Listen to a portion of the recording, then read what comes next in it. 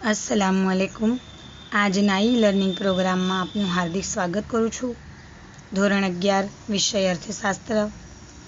આપણે પહેલું ચેપ્ટર વિષય અર્થશાસ્ત્ર વિષય પ્રવેશ એના વિશે માહિતી મેળવી રહ્યા છે। અગાઉના વિડીયોમાં આપણે અર્થશાસ્ત્ર શબ્દના અર્થ વિશે માહિતી મેળવી હતી। જુદા જુદા અર્થશાસ્ત્રીઓએ અર્થશાસ્ત્રની જે વ્યાખ્યા આપી છે, અર્થશાસ્ત્રનું ભારતીય ચિંતન એના વિશે માહિતી મેળવી હતી। ત્યારબાદ છેલ્લે સેમ્યુઅલ્સને આપેલ અર્થશાસ્ત્રની વ્યાખ્યા વિશે આપણે માહિતી મેળવી હતી। હવે આપણે જોઈએ આર્થિક પ્રવૃત્તિ અને બિનઆર્થિક પ્રવૃત્તિ, economic activity and non economic activity. તો આપણે તમે કે હું એટલે કે માણસ સતત પ્રવૃત્તિશીલ છે।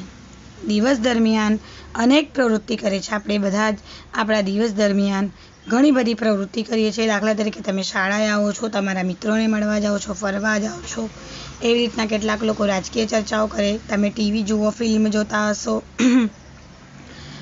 કે કોઈને મળવા જતા હશો।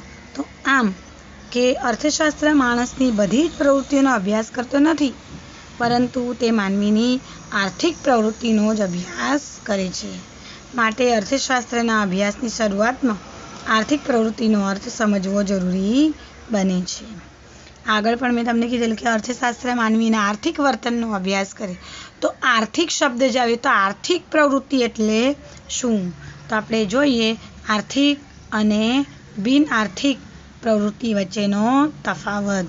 તો માણસ પોતાની જરૂરિયાતો સંતોષવાના હેતુસર વસ્તુઓ અને સેવાઓના વિનિમય માટે આવક મેળવવાની કે ખર્ચ કરવાની જે પ્રવૃત્તિ કરે છે તેને આર્થિક પ્રવૃત્તિ તરીકે ઓળખવામાં આવે છે। વિદ્યાર્થીઓ, તમારે યાદ રાખવાની છે આર્થિક પ્રવૃત્તિની આ વ્યાખ્યા છે। તમારે આને યાદ રાખવાની છે કે માણસ પોતાની જરૂરિયાતો સંતોષવાના હેતુસર વસ્તુઓ અને સેવાઓના વિનિમય માટે આવક મેળવવાની કે ખર્ચ કરવાની જે પ્રવૃત્તિ કરે છે તે આર્થિક પ્રવૃત્તિ છે।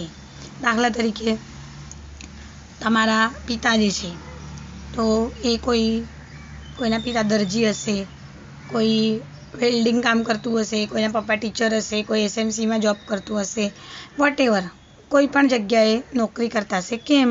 કારણ કે એમની જરૂરિયાત છે, તમારો ઉછેર કરવાનું છે। તમે માંગો ને, પપ્પા મને પૈસા આપો, મને આ દફતર લાવી આપો, મને પેન લાવી આપો, નોટબુક લાવી આપો। તો આમ કે દરેક માણસ પોતાની જરૂરિયાત એની જે છે તેને પૂરી કરવા માટે, જરૂરિયાત શેના દ્વારા પૂરી થાય? વસ્તુઓ અને સેવાઓ દ્વારા। તો વસ્તુઓ અને સેવાઓ કેવી રીતના એને મળશે? આવક દ્વારા। તો આમ કે આવક મેળવવાની કે ખર્ચ કરવાની જે પ્રવૃત્તિ કરે છે વ્યક્તિ, તેને આર્થિક પ્રવૃત્તિ તરીકે ઓળખવામાં આવે છે। અહીંયા 3 બાબત મહત્વની છે: આવક, ખર્ચ અને વિનિમય। આવક, ખર્ચ અને વિનિમય એટલે આર્થિક વિનિમયો માટે આવક પ્રાપ્ત કરવાની કે ખર્ચ કરવાની જે પ્રવૃત્તિ છે એને આર્થિક પ્રવૃત્તિ તરીકે ઓળખીશું। દાખલા તરીકે ખેડૂત ખેતરમાં શ્રમ કાર્ય કરે છે। કેમ કરે છે? કારણ કે એના દ્વારા એને આવક મળશે, જે ઉત્પાદન કરશે એને વેચીને આવક મેળવશે અને આવક દ્વારા પોતાની જરૂરિયાત સંતોષી શકશે। ટૂંકમાં આપણે કહીએ કે જરૂરિયાતના સંતોષ માટે, વસ્તુઓ કે સેવાઓ મેળવવા માટે આવક પ્રાપ્ત કરવી કે ખર્ચ કરવાની જે પ્રવૃત્તિ છે તેને આર્થિક પ્રવૃત્તિ તરીકે ઓળખીશું। કે આવક મળી ગઈ તો આપણે જરૂરિયાત પૂરી થઈ જતી નથી, પણ આવક દ્વારા એ વસ્તુ આપણે ખરીદીએ। દાખલા તરીકે તમારી ખોરાકની જરૂરિયાત છે, તમારા પપ્પા આવક મેળવે છે, આવક દ્વારા એ શું કરે છે? જે કંઈ પણ શાકભાજી છે, અનાજ, કરિયાણું વગેરે મેળવે છે। એટલે કે આવક મેળવવાની કે ખર્ચ કરવાની પ્રવૃત્તિ, એને કહીશું આર્થિક પ્રવૃત્તિ। એવી રીતના હવે જોઈએ બિનઆર્થિક પ્રવૃત્તિ, કે જે પ્રવૃત્તિનો ઉદ્દેશ આવક મેળવવાનો કે ખર્ચ કરવાનો અથવા તો વિનિમયનો હોતો નથી, તે સિવાયનો હોય, તેને બિનઆર્થિક પ્રવૃત્તિ કહેવામાં આવે છે। કે જે પ્રવૃત્તિનો ઉદ્દેશ આવક મેળવવા, ખર્ચ કરવા કે વિનિમયનો હોતો નથી, પણ તે સિવાયનો છે, દાખલા તરીકે દયા, માયા, પ્રેમ વગેરેથી પ્રેરાઈને વ્યક્તિ જે પ્રવૃત્તિ કરે છે તેને આર્થિક પ્રવૃત્તિ તરીકે ઓળખવામાં આવે છે. દાખલા તરીકે શિક્ષક પોતાના બાળકને ભણાવે તો તે કઈ પ્રવૃત્તિ થઈ? બિનઆર્થિક પ્રવૃત્તિ. આગળ જોઈએ આપણે એની પહેલાં કે આર્થિક આજે આપણે બંને તફાવત જોયા. તો બિનઆર્થિક પ્રવૃત્તિમાં આવક, ખર્ચ કે વિનિમય નથી હોતો, બરાબર, પણ અહીંયા ખર્ચ થાય છે પણ એની સામે કશું મળતું નથી. દાખલા તરીકે દાન આપવું, દાન આપે છે એટલે વ્યક્તિનો ખર્ચ થાય છે પણ એને બદલામાં કંઈ મળતું નથી. તો આ વ્યાખ્યા પરથી આપણે એમ તારવી શકીએ કે વ્યક્તિ કશુંક મેળવવાની આશા સાથે લાભ અને ગેરલાભની તુલના સાથે જે પ્રવૃત્તિ કરે તે આર્થિક પ્રવૃત્તિ છે. એમાં વિનિમય થવો જરૂરી છે. આર્થિક પ્રવૃત્તિની સમજૂતી માટે તમને કેટલાક ઉદાહરણો આપું કે આપણે હોટલમાં જઈને જમીએ, ખર્ચ કરીએ ને, ખર્ચ દ્વારા આપણી જરૂરિયાત સંતોષીએ, ભૂખની જરૂરિયાત. પછી થિયેટરમાં જઈને ફિલ્મ જોવી, ખેતરમાં જઈને મહેનત કરવી, શાળામાં શિક્ષક ભણાવે, તે કઈ પ્રવૃત્તિ થઈ ગઈ? આર્થિક પ્રવૃત્તિ. તો માણસની જરૂરિયાતો અનેક છે. આ જરૂરિયાતો પૂરી કરવા માટે વસ્તુઓ કે સેવાઓની જરૂર પડે છે અને તે મેળવવા માટે કાં તો વસ્તુ કે સેવા આપવી પડે છે અથવા તો નાણાં આપવા પડે છે. અને બદલામાં વસ્તુ કે સેવા કે નાણાં મેળવવા માટે જે વસ્તુ કે સેવા, શ્રમ તે આપવા પડે છે. દાખલા તરીકે ખેડૂતને મોટરસાઇકલની જરૂર છે તો મોટરસાઇકલ મેળવવા માટે ખેડૂતને શેની જરૂર પડશે? નાણાંની.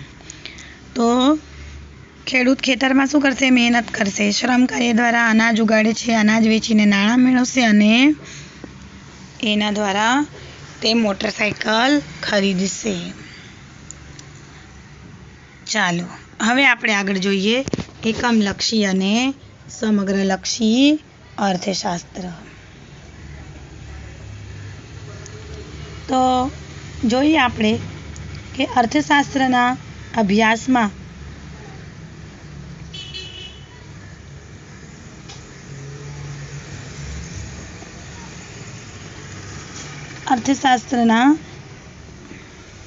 અભ્યાસ અને વિશ્લેષણની બે રીતો છે. એક છે એકમલક્ષી અર્થશાસ્ત્ર અને બીજું છે સમગ્રલક્ષી અર્થશાસ્ત્ર. અર્થતંત્રના કોઈ એક એકમનો અભ્યાસ થાય કે જે અભ્યાસમાં અર્થતંત્રના એકમોનો અભ્યાસ થાય તે એકમલક્ષી અર્થશાસ્ત્ર છે. દાખલા તરીકે કોઈ એક પેઢીનો અભ્યાસ, કોઈ ગ્રાહક, શ્રમિક વગેરે એક એકમ છે તો એને એકમલક્ષી અર્થશાસ્ત્ર કહીશું. જ્યારે સમગ્રલક્ષી અર્થશાસ્ત્ર કે જે અભ્યાસમાં અર્થતંત્રના સમગ્ર ક્ષેત્રનો અભ્યાસ થાય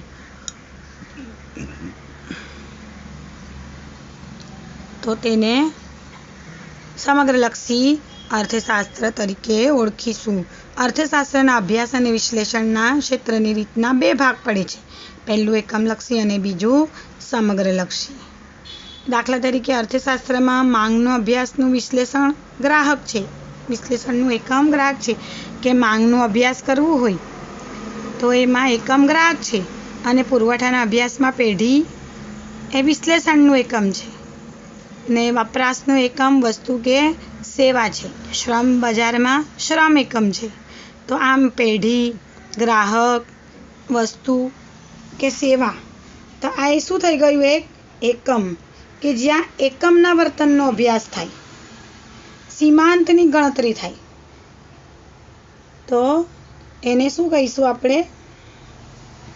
એકમલક્ષી. સીમાંત એટલે વધારાના એક એકમના ઉપયોગથી. સીમાંત એટલે વધારાનું એક એકમ.